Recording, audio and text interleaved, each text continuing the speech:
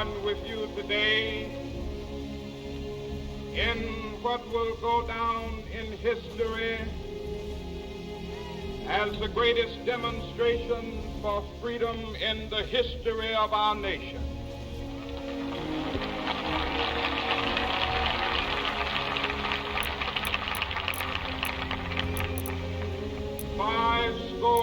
Years ago, a great American in whose symbolic shadow we stand today signed the Emancipation Proclamation. This momentous decree came as a great beacon light of hope to millions of Negro slaves who had been seared in the flames of withering injustice. It came as a joyous daybreak to end the long night of their captivity. But 100 years later, the Negro still is not free. 100 years later, the life of the Negro is still sadly crippled by the manacles of segregation and the chains of discrimination. 100 years later, the Negro lives on a lonely island of poverty in the midst of a vast ocean of material prosperity. 100 years later,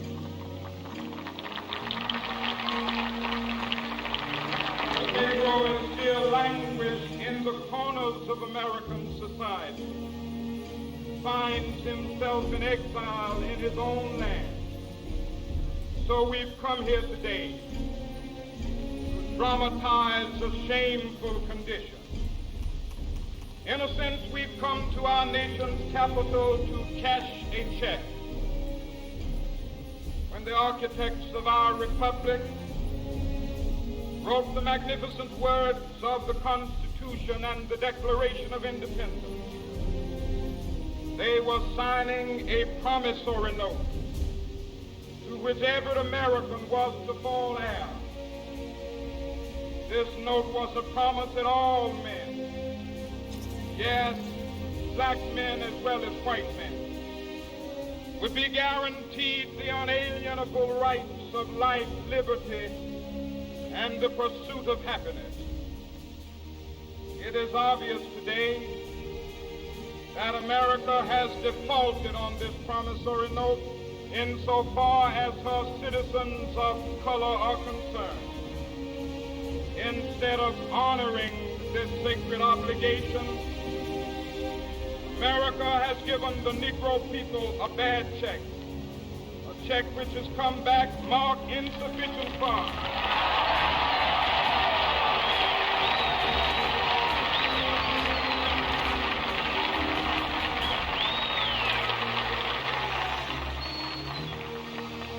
But we refuse to believe that the Bank of Justice is bankrupt. We refuse to believe that there are insufficient funds in the great vaults of opportunity of this nation. So we've come to cash this check, a check that will give us upon demand the riches of freedom and the security of justice.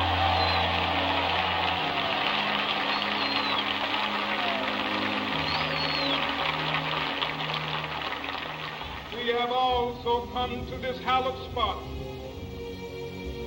to remind America of the fierce urgency of now. This is no time to engage in the luxury of cooling off or to take the tranquilizing drug of gradualism.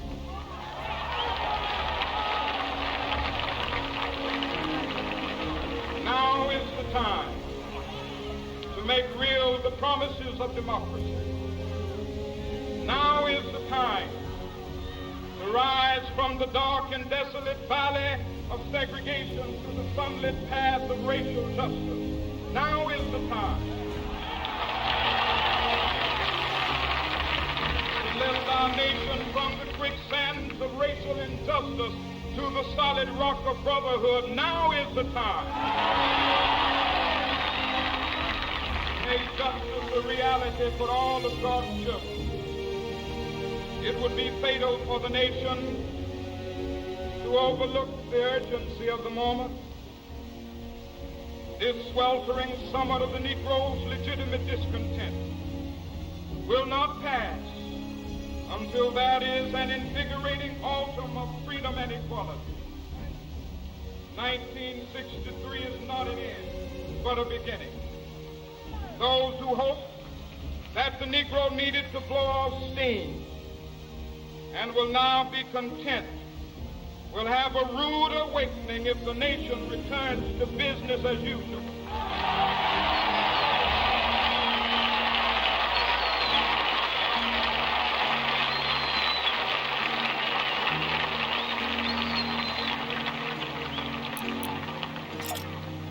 There will be neither rest nor tranquility in America till the Negro is granted his citizenship rights. The whirlwinds of revolt will continue to shake the foundations of our nation until the bright day of justice emerges. That is something that I must say to my people who stand on the warm threshold which leads into the palace of justice. In the process of gaining our rightful place, we must not be guilty of wrongful deeds. Let us not seek to satisfy our thirst for freedom by drinking from the cup of bitterness and hatred.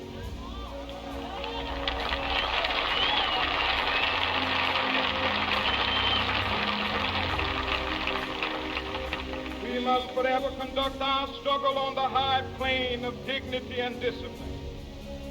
We must not allow our creative protests to degenerate into physical violence. Again and again, we must rise to the majestic heights of meeting physical force with soul force. The marvelous new militancy which has engulfed the Negro community must not lead us to a distrust of all white people. For many of our white brothers, as evidenced by their presence here today, have come to realize that their destiny is tied up with our destiny.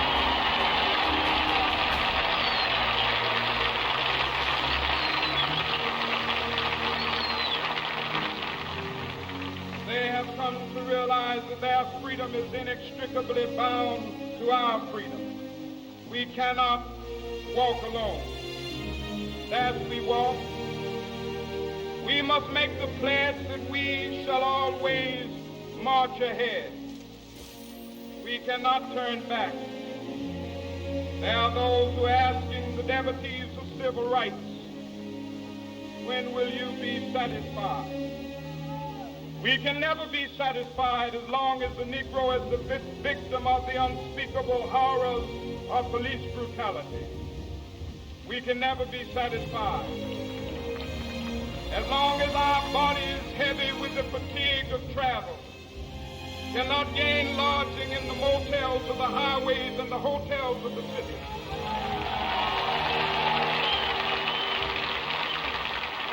We cannot be satisfied as long as the Negro's basic mobility is from a smaller ghetto to a larger one. We can never be satisfied as long as our children are stripped of their selfhood and robbed of their dignity by signs stating for whites only.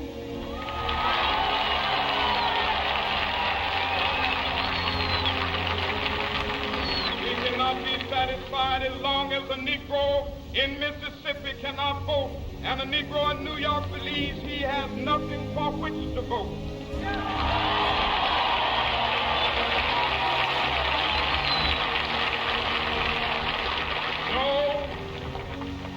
No, we are not satisfied, and we will not be satisfied until justice rolls down like waters and righteousness like a mighty stream.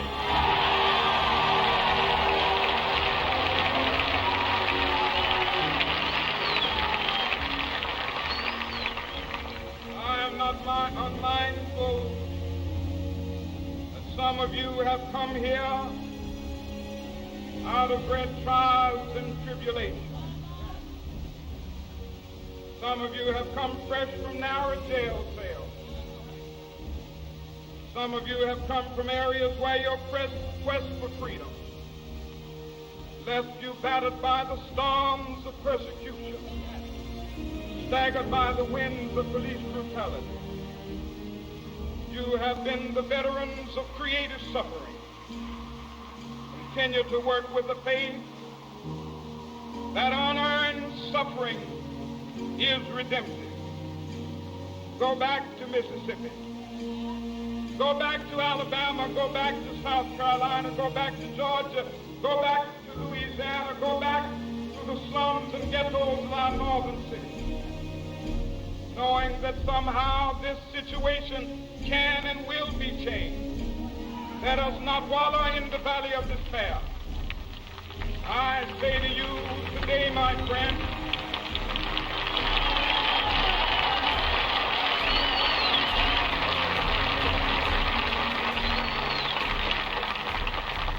so even though we face the difficulties of today and tomorrow, I still have a dream. It is a dream deeply rooted in the American dream. I have a dream that one day this nation will rise up, live out the true meaning of its creed. We hold these truths to be self-evident, that all men are created equal.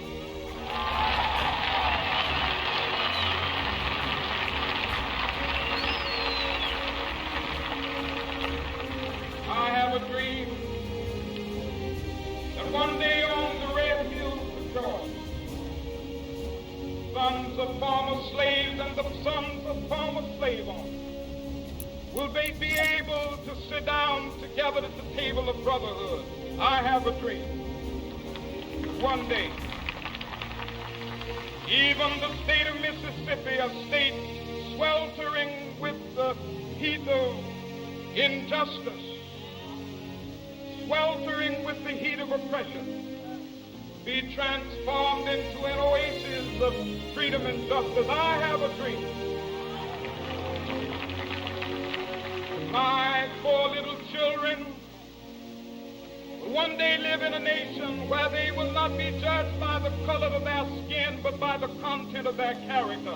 I have a dream today.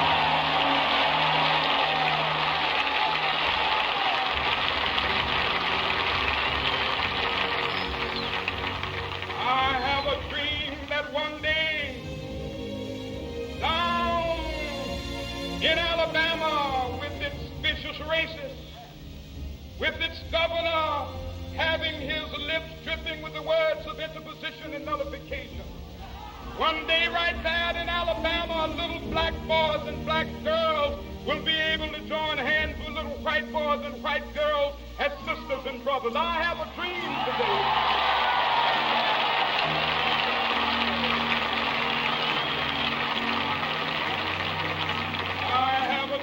That one day every valley shall be exalted, every hill and mountain shall be made low, the rough places will be made plain, and the crooked places will be made straight, and the glory of the Lord shall be revealed, and all flesh shall see it together. This is our hope. This is a faith that I go back to the South with. With this faith, we will be able to hew out of the mountain of despair a stone of hope.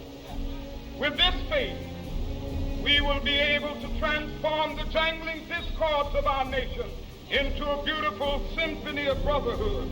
With this faith, we will be able to work together, to pray together, to struggle together, to go to jail together, to stand up for freedom together, knowing that we will be free one day.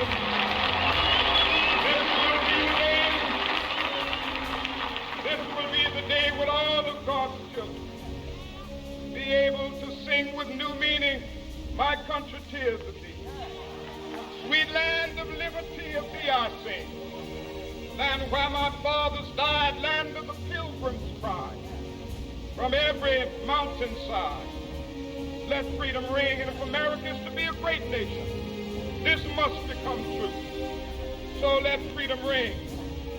From the prodigious hilltops of New Hampshire, let freedom ring. From the mighty mountains of New York, let freedom ring. From the heightening Alleghenies of Pennsylvania, let freedom ring. From the snow-capped Rockies of Colorado, let freedom ring. From the curvaceous slopes of California. But not only that, let freedom ring from Stone Mountain of Georgia. Let freedom ring from Lookout Mountain of Tennessee. Let freedom ring from every hill and molehill of Mississippi, from every mountainside. Let freedom ring when it happens. When we allow freedom ring, when we let it ring from every village and every hamlet, from every state and every city, we will be able to speed up that day when all of God's children, black men and white men, Jews and Gentiles, Protestants and Catholics, will be able to join hands and sing in the words of the old Negro spiritual, free at last, thank God Almighty.